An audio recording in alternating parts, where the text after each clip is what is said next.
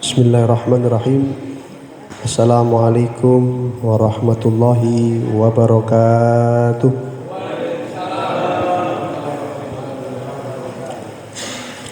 Bismillah, alhamdulillah, wassalatu wassalamu ala rasulillah Nabiyyina Muhammad ibn Abdillah wa ala alihi wa sahbihi wa man walah. Allahumma la sahla illa ma ja'altahu sahla wa anta taj'alul hazna idza syi'ta sahla. Rabbi shrah li sadri wa yassir li amri wahlul 'uqdatam min lisani yafqahu qawli. Amma ba'du. Jamaah sekalian rahimakumullah. Saya bertanya dulu, bagaimana kabarnya jamaah? Alhamdulillah. Toyib nih. Kalau jenengan masak dadar, jangan atau ndak usah dicampur bayem. Nek masjid wis jembar, kudune atine ayam. Betul nggih? Cuma nek jembar ngeten iki resikone jamaah ketok titik. Ngeluh maneh ya. Itulah manusia. Rumiyin waktu masjidnya tasik sempit, jamaah ketok full, koyok-koyok wakeh. Barang dibongkar karek titik tiba.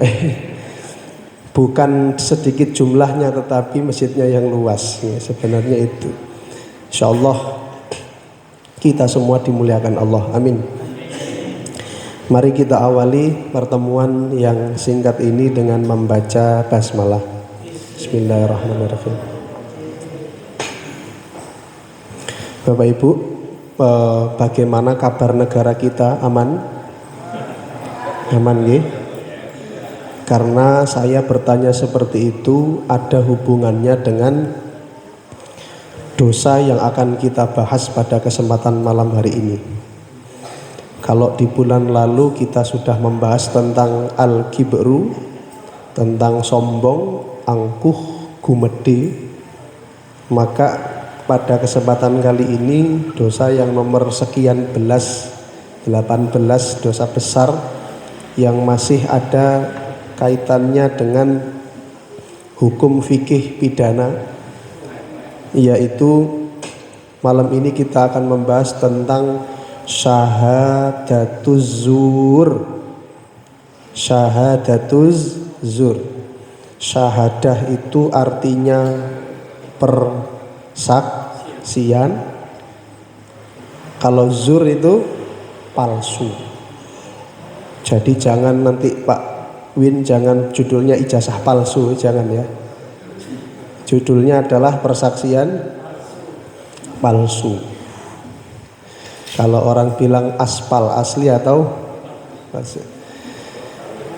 Bapak Ibu jamaah yang dimuliakan Allah, menurut panjenengan semua kira-kira dosa yang paling banyak dilakukan manusia atau istilahnya paling sering dilakukan itu dosa apa?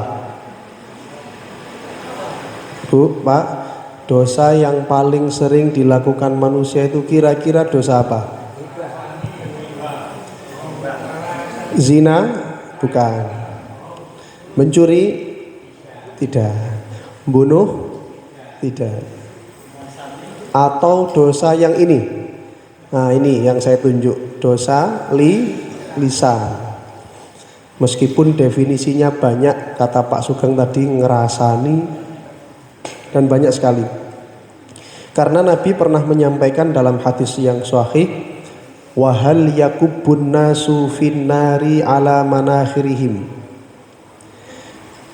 Banyak sekali manusia nanti yang di akhirat kelak itu diseret di atas napa namanya api neraka. Itu bukan karena sebab riba, bukan karena sebab yang lain, tetapi illa hasoida al-sinatihim, seringnya lisannya itu terpeleset ataupun apa bahasa kita? Kepleset nih.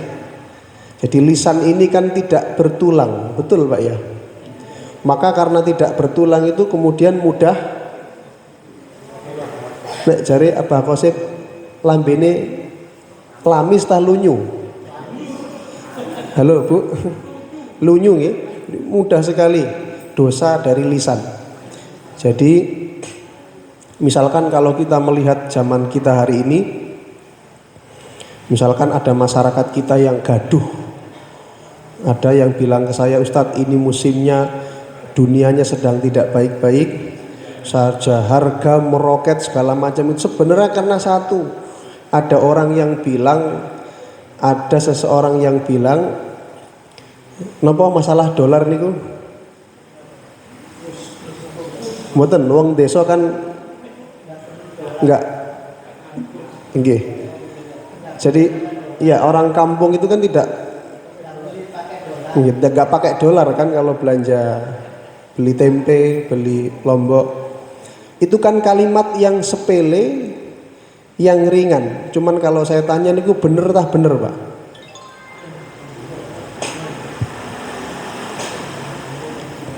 Yo kadang panjenengan nggak berani jawab ya. Nanti takut kena dosa besar. Orang ngerti, sama-sama kita nggak ngerti. Jadi di Indonesia pun ini terjadi kegaduhan yang luar biasa. Kalau boleh sedikit saya rangkumkan, sebabnya lisan. Betul betul. Makanya Pak Anies itu beberapa waktu lalu di videonya itu ditanya, Pak Anies apakah Bapak menyesal ikut pemilihan kemarin? Itu kan lisan yang bertanya, dijawab juga sama Pak Anies.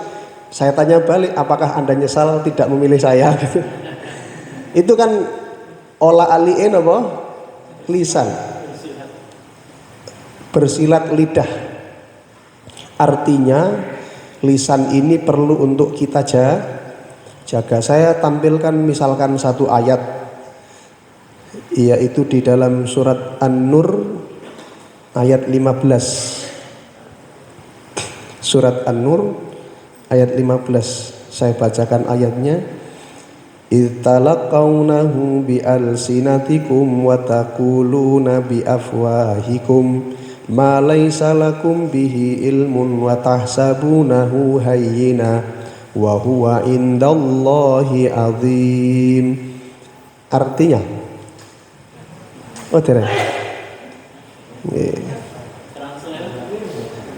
translator surat An-Nur, surat Al-Furqan, surat An-Nur ayat 15. Saya itu bukan pakai apal angka tapi nama. Tipenya yang seneng nama, bukan seneng angka. Nek kula nyebut angka ditomboki wong-wong bahaya mungkin. Al-Mu'minun An-Nur Al-Furqan ayat 15. Ingatlah ketika kamu menerima berita bohong itu dari mulut ke mulut, dan kamu katakan dengan mulutmu apa yang tidak kamu ketahui sedikit pun, dan kamu menganggapnya remeh. Baik. Padahal dalam pandangan Allah itu soal besar. Setiap hari kita kan pasti sering nerima namanya berita. Dan secara manusiawi kula panjenengan mboten ngerti apakah berita itu betul atau salah, atau setengah betul setengah salah. Ya, lalu kemudian kula panjenengan menyebar dengan mengulang kembali kalimat itu. Padahal kata Allah, nek nurut kita niku ringan apa berat ngeten niku? Ringan. Apa meneh nek jare wong Jawa tembung jarene. Jarene niku napa? Kalau bahasa Arab kila waqala. Jarene Pak Sugeng. Tembung jare niku bahaya, Pak. Rasul itu memakruhkan, membenci tembung kila wakola. Sinten sing mriki jamaah sing seneng nembung jarene? Hati-hati. Jare Pak Mukhlisin, jarene. Jarene niku napa jarene? Katanya kola, padahal yang bersangkutan tidak kola. Waduh, itu bahaya. Nah, setiap hari kita selalu bersinggungan dengan informasi-informasi seperti itu. Ya makanya kula panjenengan jangan sampai kemudian tembung jari sebelum kita ke persaksian palsu. Kalau kemudian saya ambilkan contoh yang lebih kultural lagi di masyarakat, kita sering kalau kemudian ada orang meninggal lalu ditanya oleh Pak Mutin, "Saya nopo saya?" Luh, sampean kok kendel ngomong saya, Pak? Lagi. Ya nopo kula takoki sepindah melih, "Saya nopo saya?" Enggak ada pilihan kedua ta, Pak? Sate atau apa begitu? Panjenengan tidak pernah kenal sama si mayit, tak pernah muamalah dengan si mayit, lalu ada soal yang singkat, "Saya nopo saya?" Langsung jenengan sepakat, "Saya." Dzalika indallahi azim. Itu di sisi Allah niku besar nilainya. Persaksian. Makanya kemudian termasuk gini ki kula flashback kembali beberapa tahun lalu 2019 2000 pilihan-pilihan ngeten niku lho Pak. Jenengan kan sering nyoblos toh. Kula nggih nyoblos. Kecuali saya enggak nyoblos. Niku kan termasuk persaksian. Saya bersaksi sing kula coblos mbuh brengose mbuh napa niki. Niku saya sehingga Anda mewakilkan aspirasi panjenengan untuk supaya beliau terpilih. Dicoblos. Adek nek nyoblosi teng kotak niku ndamel donga wisan bismillahirrahmanirrahim. Allahumma barik lana jeres ngoten nggih. Fi ma razaqtana waqina. Mergo mantun kena serangan fajar. Mantun ngoten tumbas sate. Makanya doanya Allahumma barik lana. Persaksian. Saya tidak mau membahas politik lebih dalam karena Islam niku memang agama yang sangat komplit. Allah menyediakan sarana-sarana untuk memilih pemimpin dan sebagainya. Zaman dulu juga ada Pak, kayak sekarang barangkali dipilih karena suara terbanyak. Misalkan contohnya adalah zaman pemilihannya Utsman bin Affan radhiyallahu anhu. Tapi tetap yang menentukan itu adalah Dewan Suronya Umar bin Khattab. Masyarakat didatangi rumah ke rumah, mana yang lebih baik, apakah Utsman atau Ali? Rata-rata menjawab Utsman. Disitulah kemudian oh berarti masyarakat kita niku senang kali sepertinya yang lebih maslahat ini. Baik, itu saya kasih pembukaan tentang bahaya lisan yang sepele tetapi kadang merubah suasana menjadi besar. Banyak sekali pertarungan itu terjadi bukan karena silat napa namanya jutsu atau silat taekwondo, tapi karena silat lidah. Suami istri smackdownan alias bertengkar itu juga karena lidah yang tidak bisa dijaga. Misalkan bapak-bapak salah WA itu bisa berakibat fatal itu Pak. Padahal WA itu tidak, istilahnya kadang jari kita mengetik, hati kita tidak terbesit. Apa namanya yang smart typing nih? Ngetike Jono metune Joni. Gitu. Kita maksudnya itu Pak Jono, ternyata keluarnya jenengan ngetik segala macam, pas dibaca istrinya, ya Allah Pak sampeyan itu loh sudah selama ini tak sayang.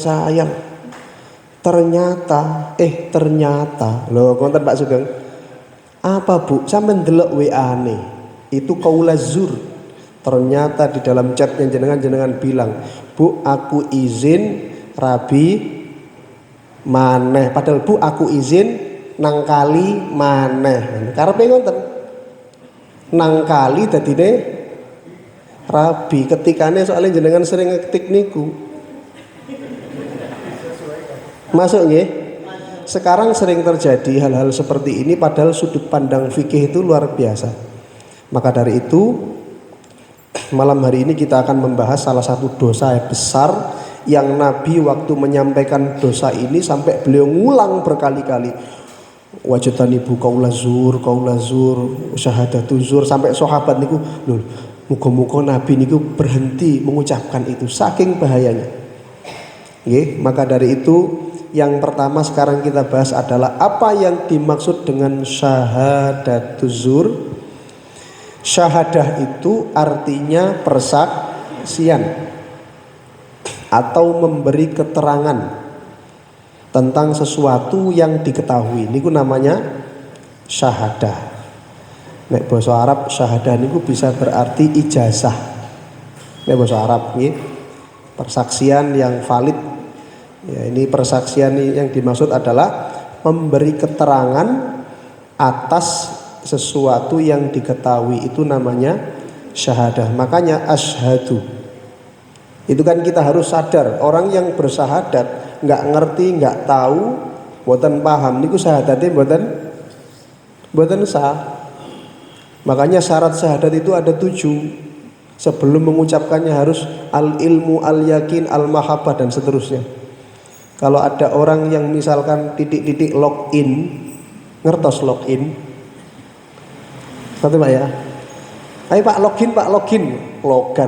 Login niku napa? Masuk Islam terus dia mengucap syahadat begitu saja, ternyata fi qalbihi laisa lahu niyatun, ndak sah. Ya, maka kita kembali ke makna syahadat. Syahadat itu persaksian atau keterangan yang diberikan atas sesuatu yang maklum diketahui. Adapun az-zur itu adalah sesuatu kebohongan. Dan kebohongan ini dipoles sehingga tidak tampak bohong.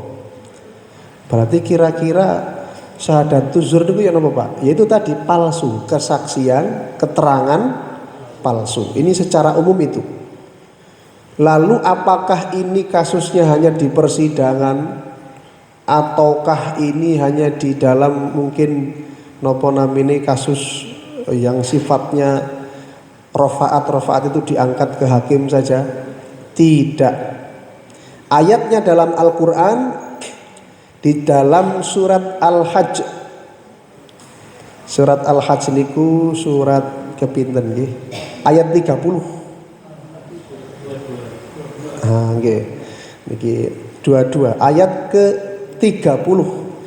Dzalika wa may yu'azzim hurumatillahi fahuwa khairul lahu inda rabbih wa ukhillat lakumul an'amu illa ma yutla 'alaikum. Yang ayat terakhir fajtanibur rijza minal awthan wajtanibu qaulaz zur. Monggo. Demikianlah perintah Allah, dan barang siapa mengagungkan apa yang terhormat di sisi Allah, huruf mat, maka itu lebih baik baginya di sisi Tuhannya, dan dihalalkan bagi kamu semua hewan ternak kecuali yang diterangkan kepadamu keharamannya. Maka jauhilah penyembahan berhala-berhala yang najis itu, dan jauhilah perkataan dusta. Jauhilah perkataan dusta. Qaula. Persaksian itu dimaknai qaula. Segala perkataan. Jadi kalau perkataan kita itu dusta yang dipoles sehingga tidak terlihat dusta alias palsu. Kita ngomong tapi hakikatnya ndak hakiki alias palsu, itu termasuk zur namanya. Perkataan yang dusta alias palsu. Jadi perhitungannya besar nanti di sisi Allah Pak. Hisabnya juga besar. Dan kalau kita mungkin sulit untuk mengartikan zur itu apa, Kalau tadi saya gampangkan, zur itu tembung jari ini. Jari Pak Khosib dino iki pengajian ono papat. Jari ini ternyata kok betul, alhamdulillah. Tapi kalau beliau jari ini Pak Khosib pengajian dino ini enten papat, ternyata kenyataannya enten pinten. Oke Pak Khosib, pengajian itu tang pundi-pundi lah, niku sudut pandang. Maka ya nanti itu termasuk innamal a'malu biniat. Di hadapan Allah yang diadili adalah niatnya. Pak Khosib, jenengan 4 niku betul apa salah? Betul ya Allah. Di sini, di sini, di sini, di sini. Betul. Ya, seperti itu. Lalu kemudian yang kedua, coba dibuka surat Al-Furqan. Al-Furqan ayat 72. Setelah surat Al-Mu'minun 72. Saya bacakan dulu. A'udzubillahi minasyaitonirrajim. Bismillahirrahmanirrahim. Walladzina la yashhaduna az-zur wa idza marru bil lagwi marru kirama. Dan orang-orang yang tidak memberikan kesaksian palsu, dan apabila mereka bertemu dengan orang-orang yang mengerjakan perbuatan-perbuatan yang tidak berfaedah, mereka berlalu dengan menjaga kehormatan dirinya. Baik. Kalau dalam surat Al-Furqan ini makna daripada tadi yang dimaksud dosa tadi adalah syahadah. Syahadah itu persaksian, orang yang dimintai keterangan. Kalau tidak dimintai keterangan itu namanya, kalau istilah kita itu ya orang napa nggih, angger napa? Angger jeplak. Kan enten wong tiang sing modele niku omon niku artine napa tuh, Pak? Gedabrus. Nggih. Asbun. Asal bunyi. Karena memang dalam literatur baik pun dalam apapun kita temukan gitu. Memang dalam sejarah itu banyak orang yang suka begitu, ngomong saja. Senangane cerita mbuh bener mbuh salah. Kalau tafsir yang pertama tadi, ayat yang pertama tadi, perkataan dusta. Jadi perkataan secara umum tapi dusta dipoles jadinya palsu. Dosa itu. Tapi kalau ngejobros atau bahasa kita ngedabrus, ana wong niku nek ngomong niku bau wetah. Termasuk kula niki saya pernah tes Stephen itu metode untuk mengetahui otak A B C D. Enten wong sing gak seneng ngomong, enten wong sing seneng ngomong, enten wong sing seneng gerak, enten wong sing mau menang cep gak seneng ngomong, gak seneng gerak kan. Itu tipe otak. Dan yang terakhir orang yang bisa apa saja, ya iso ngomong, ya iso gerak, macam-macam. Saya termasuk tipe D. Tipe D niku tukang gedabrus. Kula niku saestu nek loro panas misalkan 40 derajat. Niku cara menyembuhkannya gampang. Jenengan cekeli mik kula waras. Karena kula seneng ngomong, tapi saya betul-betul tahu ya Allah nek ngomong akeh iku man kasura kalamuhu kasura malamuhu. Wong iku nek kakean ngomong mesti kakean salah. Betul Pak? Kakean salah niku basane wong Al-Basit gedabrus. Nek ditimbang antara ndi sing bener karo sing salah mesti akeh sing salah. Mbuh bejuk, mbuh ngarang-ngarang, mbuh napa asbun, mbuh omon-omon. Ya, angger napa niki? Angger jeplak mawon. Ibu-ibu itu kalau misalkan yang hamil itu kekurangan apa? Asam sulfat misalkan. Ini pula produk jeplak, nggih. Ya. Ibu-ibu kok guyu. Sing betul asam sulfat. Makanya sing jenengan pun milih ya, alhamdulillah terbukti ya. Kakean kena asam sulfat. Jadi definisinya itu Pak. Yang dimaksud dosa di sini adalah qaulazur, perkataan yang dusta tapi dipoles supaya kelihatan benar. Yang kedua, persaksian saat kula panjenengan dipanggil ataupun dimintai keterangan lalu kita menyatakan kesaksian palsu. Dan ada tipe yang ketiga yang kula sampaikan, ada orang itu memang suka ngomong, dia sendiri nggak tahu yang dia sampaikan itu benar apa. Niku jenenge model ketiga yang tidak dibahas Quran. Mengke hisabe itu kali Allah Subhanahu wa taala mungkin. Jadi kayak saya niki seneng ngomong-ngomong aja. Ngalah-ngalahi wong wedok-wedok kadang-kadang. Ya, cuman biasanya ngomongnya sama orang yang sudah akrab. Kalau belum akrab itu biasanya agak-agak menahan. Nek sudah akrab, Pak Sugeng misalkan kalau mau ke rumah saya jam 10 sampai jam 3 pagi saya layani. Ngapo Pak Sugeng? Ngopi. Ya silahkan. Kemudian Bapak Ibu sekalian, pengertian sudah selesai. Kita kemudian beralih ke selanjutnya. Limadha, kenapa qaulazur atau syahadatuzur ini dosanya dihitung azim? Azim niku napa? Besar.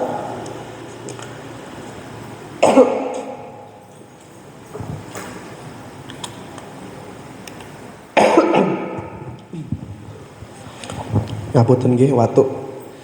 Watuk niku sebabe napa? Gawane urip. Nah kan napa? Gawane urip. Gawane urip niku bener apa salah? Niki contoh. Niku omon-omon apa mboten niku? Mosok wong watuk gawane urip Pak Mas. Sampai niku saged-saged mawon jenengan. Makanya nek jenengan mboten semerep pun usah komentar. Tapi nggih kula hargai, namanya juga dimintai pendapat. Nek nurut panjenengan kula watuk gara-gara napa? Kakean gorengan. Nggih. Nek terus Pak Sugeng kakean es. Nek jare ibu-ibu apa? Mergo diuring-uring bojone niku. Misalkan kenapa qaulazur kali syahadatuzur ini dosanya indallahi azim? Satu, karena perkataan yang dusta atau persaksian yang dusta ini bisa ifsadul adli, bisa merusak keadilan yang seharusnya diberikan. Ya, misalkan satu ucapan yang didustakan itu seharusnya dia tidak seperti itu, malah membuat orang yang diparingi saksi tadi bisa masuk penjara misalkan. Itu kan berarti kan merusak keadilan. Coba jenengan sekarang perhatikan peradilan di Indonesia. Kira-kira itu sebab asbab orang di penjara kira-kira apa Pak? Bukti atau omongan? Kadang bukti sudah jelas nggak salah, tapi ada pesanan dari Pak RT. Halo, ini kan pokoknya si fulan mukhlisin nggak boleh lepas. Loh, apapun caranya nggak boleh. Ya, itu kan karena omongan. Akhirnya merusak yang namanya keadilan. Padahal keadilan itu harus dijunjung tinggi. Hukum itu harus tajam kemana? Ke atas sama ke bawah? Kemana Pak? Hukum niku sing kudune bener itu tajam ke atas sama tajam ke bawah? Kudu landep kabeh. Jangan sampai kita kemudian tumpul ke atas tajam ke bawah. Kalau yang nyuri itu kemudian miliaran, lalu gara-gara dia mohon maaf saya sakit perut nggak jadi dihukum. Ada yang kasus begitu Pak? Yang korupsi sekian kemudian gara-gara sakit, entah sakitnya itu beneran atau oh iya udah anu saja, masuk rumah sakit saja, nggak usah dihukum. Kita tunggu sampai sembuhnya 70 tahun misalkan. Ya naudzubillah ya. Kadang-kadang satu kalimat juga akan membuat keluarga jadi hancur lebur. Betul Pak? Itulah makna daripada orang ketiga. Pernah tahu ada orang ketiga? Alhamdulillah nggih Pak nggih, di keluarga jenengan tidak ada orang ketiga. Atau kalau ada segera binasakan. Maksud saya segera, jangan sampai ini dia banyak ngomong ibu dan bapak mesra, ya, minal mahdi ilal lahdi, di tengah-tengah ada kehadiran orang ketiga. Namanya apa namanya niku biasanya? Curanmor, napa? Kok curanmor, napa? Pelakor dan pebinor. Oh, itu berawal dari syahadatuz zur. Ini sepele sekali. Ada orang ketiga perempuan bilang ke bapak, ke jenengan, Pak, tadi malam saya itu loh denger ibu atau istri jenengan itu ngerasani jenengan, katanya jenengan itu sudah tidak, teruskan Pak, sudah tidak, seterusnya macam-macam, sudah tidak perhatian lagi, sudah tidak sayang lagi, sudah tidak pernah ngasih nafkah berupa. Wah, itu kira-kira ekspresi jenengan bagaimana Pak? Loh, ini orang ketiga padahal ya, hancur. Banyak juga kasus anak kehilangan orang tua kehilangan anak, perkaranya masalah qaulaz zur tadi, informasi yang tidak valid, informasi yang zur, palsu, hingga akhirnya menurunkan trust, kepercayaan antara anak dan orang tua.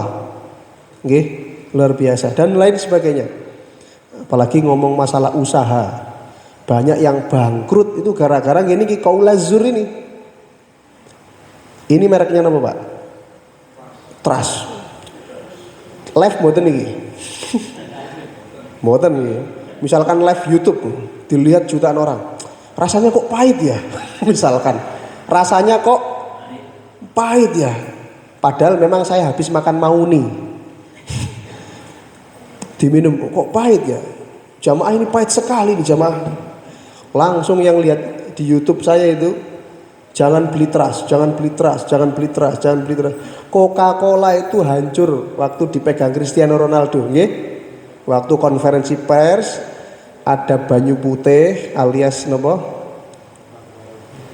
Banyu putih ini kenapa berarti? Banyu bening. Enten Coca-Cola, DM betul banyu bening, Coca-Cola disingkirno, sret. Banyu putih. Wonten iklane mak wonten tok. Glek glek glek. Plek. Hancur miliaran dolar. Padahal itu karena efek qaulaz zur tadi.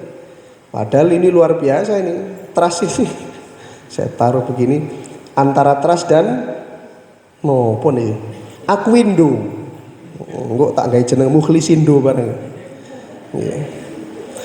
Lalu saya turunkan trustnya.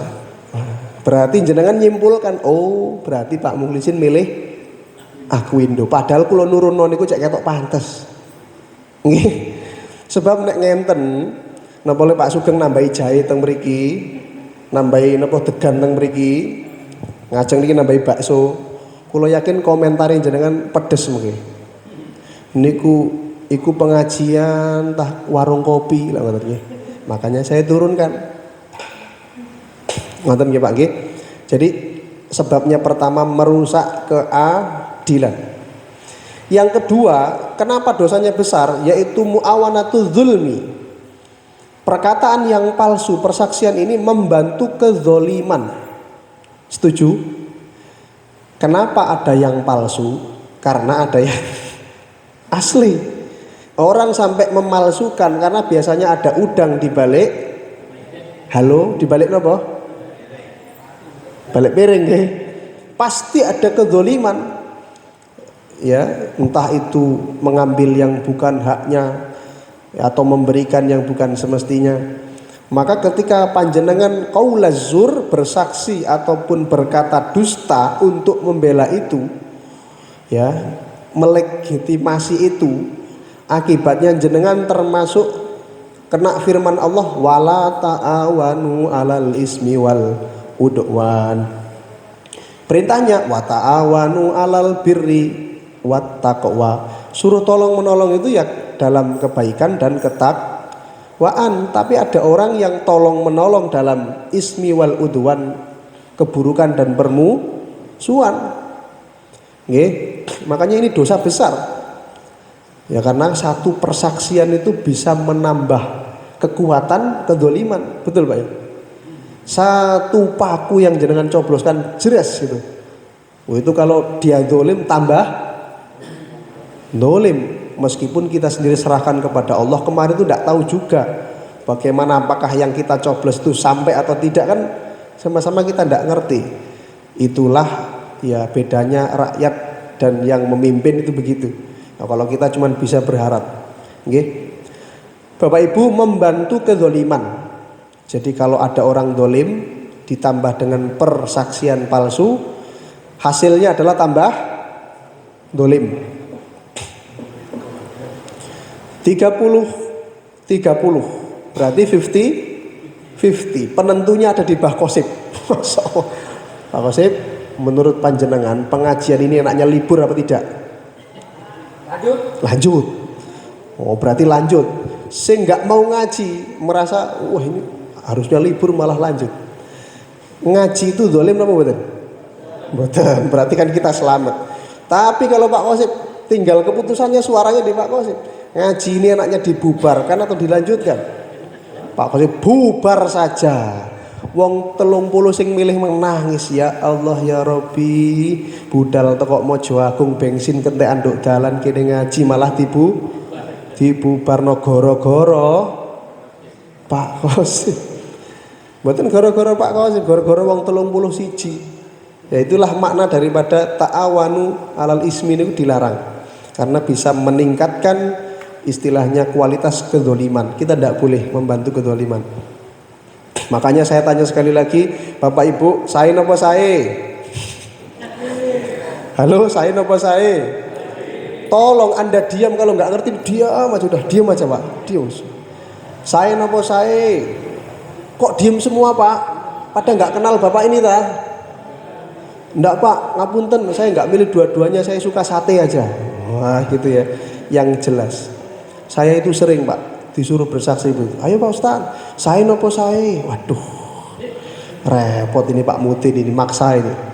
Saya nopo saya, kalau budal, kalau izin. Medal. Wong yang dikafani, yang disolati nggak sholat, orang nggak sholat kita bilang saya ini gimana? Nggih, Pak Mudine dolim, sing saksi tambah dolim, membantu kedoliman. Nanti malaikat itu akan bertanya pada kita, dihisab oleh Allah tentang persaksian kita itu. Ma yalfidu min qaulin illa ladaihi raqibun atid. Tercatat semua Bapak Ibu sekalian, ditanya semuanya. Ini bagaimana nih? Anda bilang saya padahal pelakunya tidak sholat. Apa hujah kita di hadapan Allah? Kula mboten ngerti Gusti, kula dipaksa Pak Mudin mosok mboten. Nggih. Yang ketiga, kenapa dosanya besar? Karena dosa lisan ini pengaruhnya, efeknya berkepanjangan. Betul apa betul Pak? Makanya kemudian kata para ulama, perkataan itu seperti anak panah. Betul? Kalau sudah dilepaskan, terus kena jelek, itu sakitnya sampai bukan cuma di sini, sakitnya itu sakitnya di mana-mana. Ya, dari ujung sampai ujung. Bekasnya itu sampai luar biasa lama. Kalau saya ditampar mungkin bekasnya merah hilang besok. Tapi kalau saya dirasakan itu saya ngerti. Oh, Masya Allah Pak, luar biasa. Lewat itu gak mau nyapa saya. Wong iki sing ngrasani aku. Efeknya lama sekali. Ibarat kaca. Kalau kata Ibnu Qayyim Al-Jauziyah, kalau sudah pecah itu sulit disambung lagi. Dikasih solasi itu jadi apa kira-kira? Ya pecah semua, nggak akan memunculkan bayangan yang semula. Maka efek dosa lisan ini luar biasa. Maka hati-hati para suami, hati-hati para orang tua. Mari jaga lisan kita supaya tidak zur di hadapan anak kita, itu biar tidak memecahkan hatinya. Karena kalau sudah pecah, kalau sudah sakit, itu sakitnya berkepanjangan.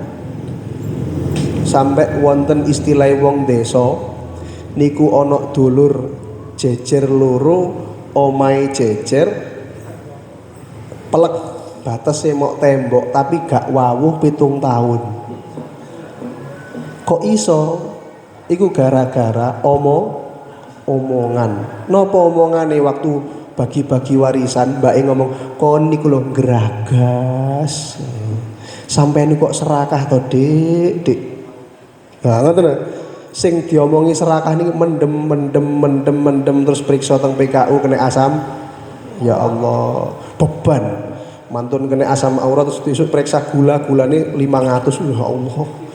Gara-gara kalimat yang sepele sampean niku tomak, sampean itu serakah.